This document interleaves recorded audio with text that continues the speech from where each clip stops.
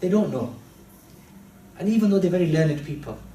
So كَأَنَّهُمْ لَا يَعْلَمُونَ, it refers to the people who are very learned in the religion, but yet their practice is completely opposite to the teachings of the religion. And it is as though they don't know. And yet they do know. And it's our situation is very similar. If you ask any believer, any Muslim, they'll be able to tell you what the pillars of Islam are, what the core values of Islam are. And yet, in practice, it's like we don't know those things. In terms of all the injustices that are happening in societies, even here in England, if you look at the way Muslims behave, and I'm from Halifax, and we had this discussion the other day. We were talking about the number of homeless people now in our towns. So many homeless people, and food banks. And there's one organisation linked to a church which offers food banks and a hot meal and so on. And yet none of the mosques are supporting it. None of the mosques are supporting it, and you think, okay, and yet that is one of our core masakeen in the Quran. That's one of the terms of the covenant. You will look after the homeless people, you will look after the needy. That's one of the parts of the covenant of God. And yet we know this, and yet we're willing to build a mosque that costs £3 million in Halifax, and yet not contribute a couple of pounds to feed the homeless and the people who are vulnerable and people in our society.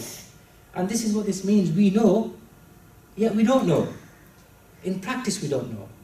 Intellectually we do, but through our actions we don't know, because we're not implementing the message there. So it is as though they did not know, even though they knew. Okay, so quick summary of those verses. God gives us clear signs, and we've got the clear signs in the Quran. That is our criteria. With the number of groups and the number of organizations in the Muslim world, there's so much confusion. You don't know who to follow, so we have to go back to the Quran. The criteria is the Quran. Any group, any organization that is consistent with that criteria, then we follow. So God, those are our clear signs. And it's only the fasiqun that reject. And who are the fasiqun? People who openly go beyond limits. They know, but they will still step beyond the mark against God's boundaries, driven by personal interest, desire, and feelings of envy, hatred. And one of the signs of the fasiqun is that they will break their oaths and promises. They will not keep their word. Okay, they will not keep their word. And so if that quality exists in a person, that is a quality from the fasiqun, that you break your oaths, you don't keep your promises. So despite knowing, it is as though they do not know. And instead of focusing on the book of God, they threw it behind their backs, but yet they spent a lot of their time in their religious schools. What were they doing? They were still focusing on what they thought was religion, and the next couple of verses are going to talk about what they focused on. So this is a very long verse, so we'll take it in sections. Okay, Bismillah ar-Rahman ar-Rahim. واتبعوا ما تتلو الشياطين على ملك سليمان وما كفر سليمان ولكن الشياطين كفروا يعلمون الناس السحر وما أنزل على الملكين ببابل هاروت وماروت وما يعلمان من أحد حتى يقولا إنما نحن فتنة فلا تكفر فيتعلمون منهما ما يفرقون به بين المرء وزوجه وما هم بضارين به من أحد إلا بإذن الله ويتعلمون ما يضرهم ولا ينفعهم ولقد علموا لمن اشتراه ما له في الآخرة من خلاق ولبئس ما شروا به أنفسهم لو كانوا يعلمون. So instead, they followed what the devils, the shayateen, had recited during the reign of Suleiman. It was not Suleiman who disbelieved, but the devils disbelieved, teaching people magic and that which was revealed to the two angels at Babylon, Harut and Marut. But the two angels do not teach anyone unless they say, we are a trial, so do not believe in practicing magic. And yet they learn from them that by which they cause separation between a man and his wife, but they do not harm anyone through it except by permission of Allah. And the people learn what harms them and does not benefit them. But the children of Israel certainly knew that whoever purchased the magic would not have in the hereafter any share, and wretched is that for which they sold themselves if they only knew. Okay, a very, very powerful verse. Lots of different elements to this verse. And let me give you a bit of context. So instead of the Torah, the revelation, they started following magic, which was like Jewish spirituality, Kabbalah, occult. So all of these, astrology, and they linked it with their book. So they kind of mixed the book of God with all these dark arts, black magic and so on. And they justified it by saying that this knowledge came to us during the time of Sulaiman alayhi salam. And that was the time of when the jinns were controlled by Sulaiman alayhi salam. And this knowledge, this spiritual knowledge, came to us. And Sulaiman alayhi salam, the Prophet Sulaiman himself, taught this, and that this has come down to us. So this was their justification. And they said this is part of our religion. It is not separate from our religion, it is part of our religion. And Allah is telling us in this verse that actually Sulaiman did not disbelieve. It was they who made these things up. Okay, so let's pick up some of these things. So the dark arts of magic and necromancy. So what is magic according to the definition of the Quran? Magic is tricks, sleight of hand, illusions, making people see things that are not really there, and it's kind of bewitching people's minds. So it's something that's not reality, and it's all illusion, and like a mirage in the desert where you see water but there's actually no water there at all. So that's the kind of definition where you make people see things that aren't really there, but people believe it through your trickery and through your sleight of hand. So the reign of Sulaiman. The reign of Sulaiman Islam is very interesting because the Quran mentions that Sulaiman Islam had power over spiritual beings like the jinn, for example. And he made them, they built things for him, they supported him. So therefore that period of time was a period of lots of spirituality. And when I mean spirituality, there's the physical world, the material which we can see, but at the same time there's a world which the Quran describes as the ghaib, the unseen world. And all the angels, or the jinn, or life after death, all of these things are happening in the ghaib. The heaven and hell, all of these things are in that realm.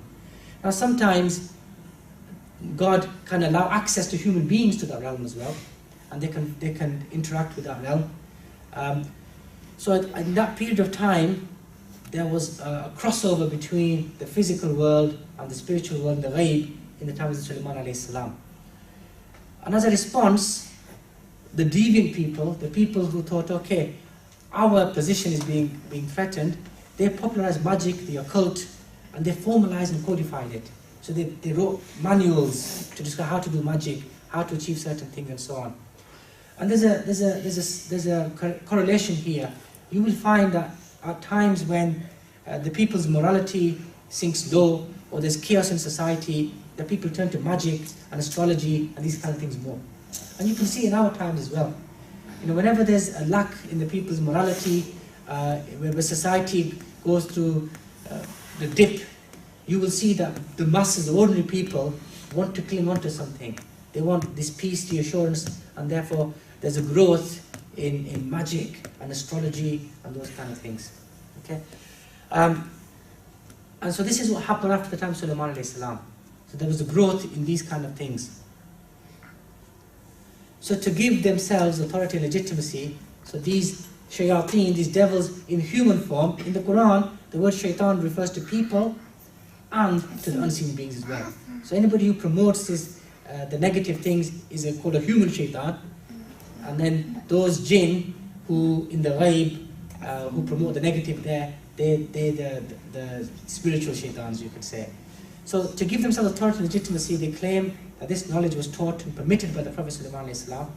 And Sulaiman alayhi salam, used this knowledge to do all the amazing things that he did. There's no other explanation. The reason why Sulaiman was able to achieve this is because he used this knowledge, this magic that we're teaching you guys now. Okay? And that's how they solved it. And it became so rooted, and if you do a little bit of research, you'll see that the Kabbalah tradition in Judaism is linked to the Torah. They've completely made it a part of their book. It's an integral part of their book. They can't separate it. And that's why they said, this is part of our religion. It's not separate. We are following our religion. And the Quran is telling us now, so instead of focusing on the words of God, they started focusing on these matters of magic and occult, linking it with religion, and then misleading the people. So the people, when they came to religion, this is what they got. Rather than getting the clear signs, they got these man-made theories and books and amulets and all sorts of rituals that they sold. And people believed in them because they said, oh well, it's going to make you happy. You can make somebody love somebody else. You can make somebody hate somebody else. And it will solve all your problems. And people thought, well, brilliant, you know. Let me try all these things. And that's what happened. So, but in this verse, God clears the Prophet Sulaiman from this charge. It says, وَمَا كَفَرَ Sulaiman. Sulaiman did not do kufr. And if you notice very carefully, it didn't say Sulaiman did not do magic. It uses the word kufr, equating magic with kufr. If you believe that your magical actions are going to give you benefit or harm, then that is kufr, because that is the realm of God. Only God can cause you benefit, only God can cause you harm. But if you start believing that your actions and your magical things that you're doing, your magical potions and so on, are going to benefit you or cause you some loss, then you've committed kufr. Kufr meaning rejection of God or associating partners with Him. So it's quite serious. So this is where this idea comes from, the magic is kufr. Because the Quran uses the term وَمَا كَفْرَ Sulaiman when referring to magic, saying Sulaiman did not do kufr, he did not do magic, but the shayateen at that time did this. Okay, so this is the big question, does magic exist? Yeah, does it exist? Now amongst the scholars there's been a huge amount of debate. Imam Abu Hanifa, the great Imam, he says there's no basis or reality to this at all. You know, you cannot believe that such a certain thing or piece of paper or certain things can cause you benefit or harm. On the other hand, there have been other scholars who said no, the reality exists, but it can only happen with the permission of God. Okay, but they reject the aspect that somebody else can cause you harm. So there's a big debate. I think my position is that actually I think there are elements that can influence people, but it's within the realm of God. In themselves, they can't cause you any harm. And as we'll see in this verse later on, Allah says, وَمَا هُمْ بِضَارِينَ مِنْ أَحَدٍ إِلَّا بِإِذْنِ اللَّهِ. They will not harm anybody except with their permission, the will of God. And that clears it. Nobody, they're just wasting their time. It doesn't have no impact, no effect. However, nowadays there's a big confusion between mental issues and issues that might be to do with the realm of the unseen. But there's a big confusion. People don't always separate those things. The majority of cases we see nowadays are to do with mental trauma, mental illnesses, rather than, jinns occupying people's bodies and possessions and so on and things like this. And this is brilliant, but the issue you have is there's a tradition in our cultures, in the Asian cultures, in Eastern cultures, that rather than taking responsibility, we want to blame people. So the reason why this person's bad or misbehaving is because somebody's doing magic on him.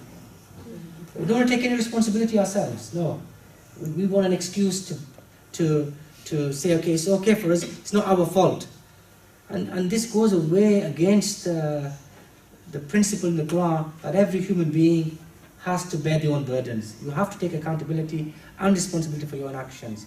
So what we try to do is we start to excuse people's actions by saying, okay, oh, this person's possessed, or they've had magic done to them, and so on. Okay, so the scholars are divided amongst this. Some of the big scholars, they say has no basis whatsoever, like Abu Hanifa. But one thing is clear, this verse makes it clear, is that magic cannot benefit or harm anyone. It can't benefit anybody, or it can't harm anybody. They're wasting their time, but it has no effect on anything. And the scholars of the Banu Israel in Greek engrossed themselves in the cult and the Kabbalah, astrology, at the expense of the Book of God, claiming that was permitted by the Prophet ﷺ. And it's interesting to make parallels with what they were doing and what we're doing as well nowadays. And you can see many parallels where those kind of things have become part of our religion. People say these are fundamental part of our religion. And this is exactly what the Bani Israel said, that the fundamental part of our religion. And you have to separate these things.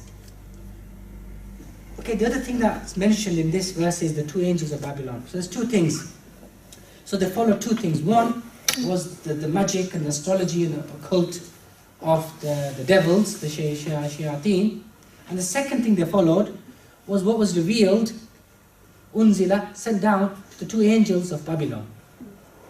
So they're two separate things. One was magic, and the other was something else. Now the question is, what was this other thing that they were following? Okay, so this verse that talks about the two angels of Babylon is a continuation of the first part. So they diverted themselves by two things, following the devils and what was revealed to the two angels. So who were these two angels? A lot of the scholars, when they comment on these verses, they say they were holy men with angelic qualities. So they were in human form, but they had angelic qualities. And there are lots of weak narrations, stories that there was two angels, they came onto earth, they got tempted by certain things. All of those have no basis in authentic tradition at all. And most of them come from what we call Israeliyat, from Jewish traditions. They don't come from Islamic sources at all. But they form part of our popular culture. When people talk about Harut and Marut, they go. But in the Quran and the authentic traditions, there is no mention of that at all. So the question then arises, what was revealed to these two angels? What was it? If it wasn't magic, what was it? So it can't be magic because Allah's already mentioned magic. There would be no point repeating it because it would be saying the same thing twice. Okay. So the word revealed, unzila, suggests that this was inspired knowledge, that this is something that came from God and not from a human agency. It wasn't something that they learnt from some other human or was taught to them. It came from humans because the word says وَمَا unzila, and normally in the Quran when the word unzila is used is for revelation. So here someone's kind of inspiration. So this knowledge was taught to the angels, therefore it implies there was some form of sacred and pure knowledge, as angels are pure beings. Okay? So this is separate to the magic. Because the angels were teaching it, came from the angels, so it kind of hints that this knowledge was something pure, something sacred, not like the first type of knowledge. Okay. But knowledge can be a double-edged sword. Okay? And in this verse, it says that these angels, when they taught this knowledge, they said, "Innama nahnu fitna." We are a fitna for you. We are a trial, a test for you. Okay? So they warned the people that this knowledge is fitna. It's a test, it's a trial, it's a temptation. Now what does the word fitna mean? Now fitna means that it's something that's open to abuse. In itself is something good, but it can be abused. It can be misused for the wrong reasons, for the wrong purpose. And in the Quran, the word fitna is used for good things as well. Good things, but your attachment to them can make them bad.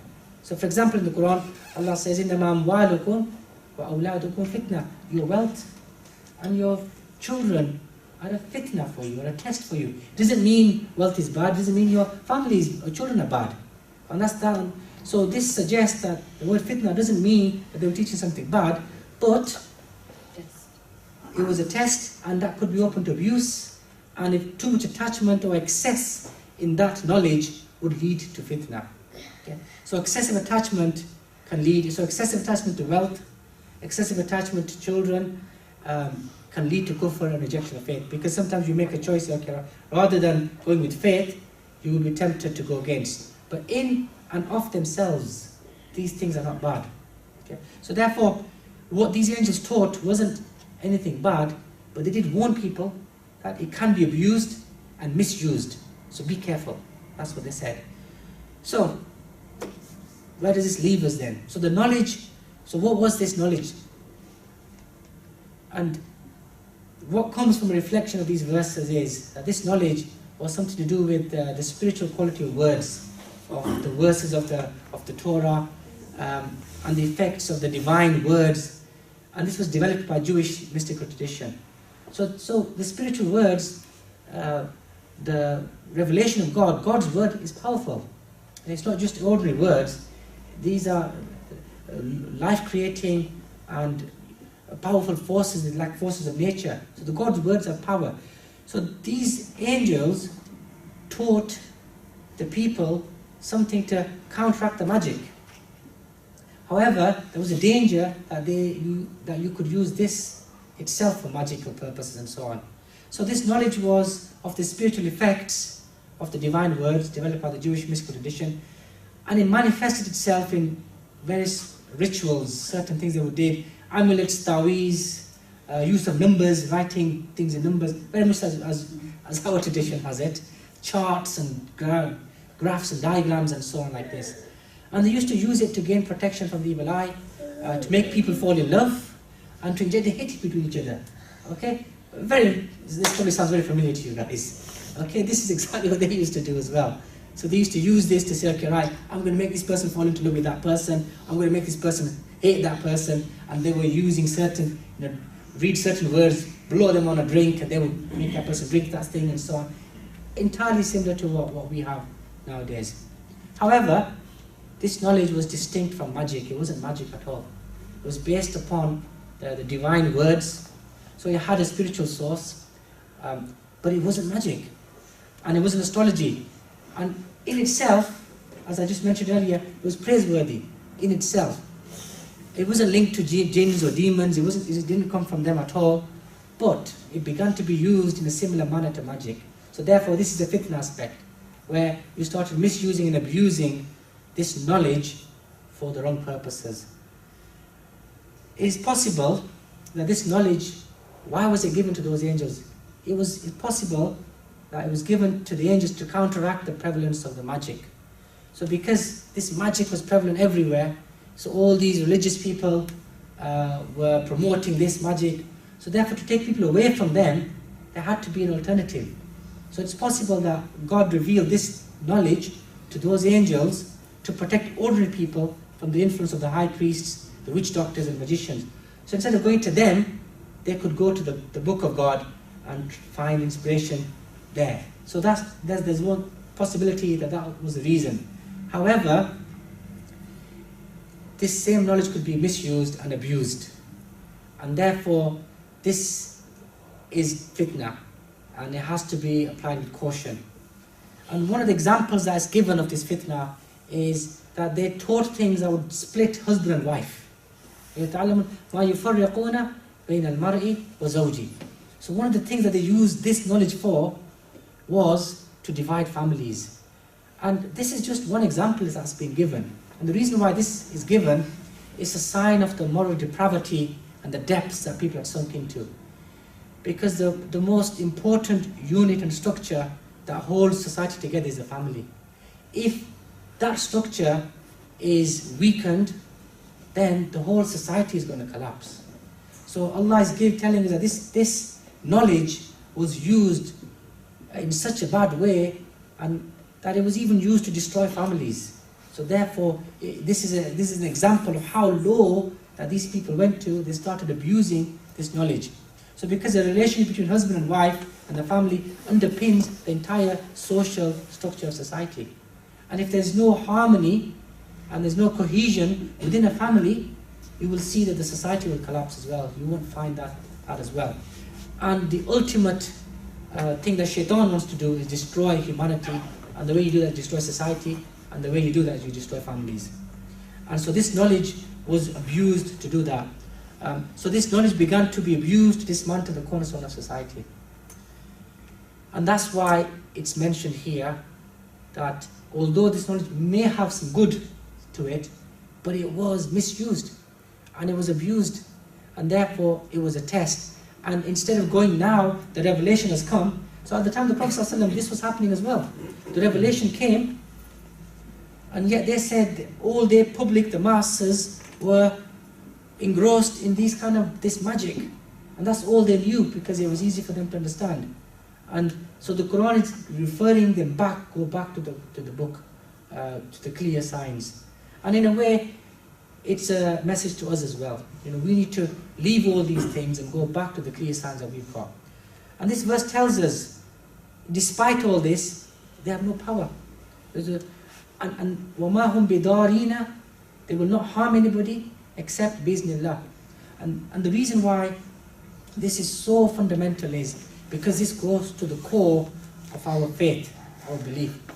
Okay? What underpins Iman in God is that you believe that nobody can harm you, nobody can benefit you except God. Harm and benefit, loss only comes from God. If you start attributing that quality to people, to objects, then you have no faith. Because you've given a quality that belongs to God, and you've made somebody else an associate in that quality. So that's why it's called shirk, associationism. So they have no, if you believe this magic can benefit you or can harm you, then you've rejected God. That's why it's so fundamental. And it's good to remind people that actually people who are involved in this, they can do, but you should never believe that these things in themselves benefit you or harm you. So these practices in themselves are ineffectual. Protection should be sought from Him, from God alone. Okay. And then this section finishes, and we'll finish with this now. What are the conditions of success? So Allah also mentions in the same verses that we've read, what should they have done? Okay. And He says, الَّذِينَ آمَنُوا. Let's go back to the verse, we'll have a look at the verse.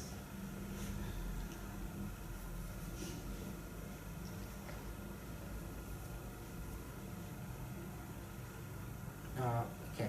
So it says, evil is what they وَلَبِئْسَ مَا شَرَوْا بِهِ أَنفُسَهُمْ لَوْ كَانُوا يَعْلَمُونَ.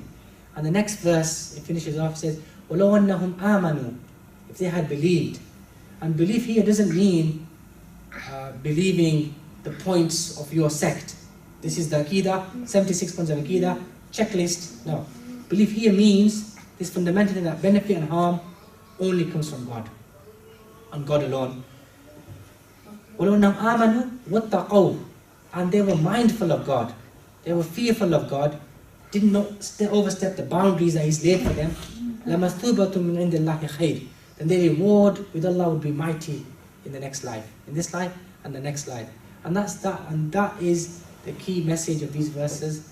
That forget all this magic and forget all this astrology.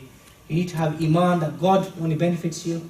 No human being, no agency, no country, no organization, no secret society can benefit or harm you except by the will and permission of God. So really, it's not them, it's God. So if you want any benefit, you go to God, and if you want to protect yourself from any harm, you go to God. And that's what it means by Iman. And Taqwa, then you apply that. It's like you police yourself. You don't overstep the boundaries that Allah has set for you, the limits that Allah. So be mindful of His presence all the time. Okay, may Allah help us to understand the Quran in depth, help us to apply the messages of the Quran, and help us to share what we learn with other people as well.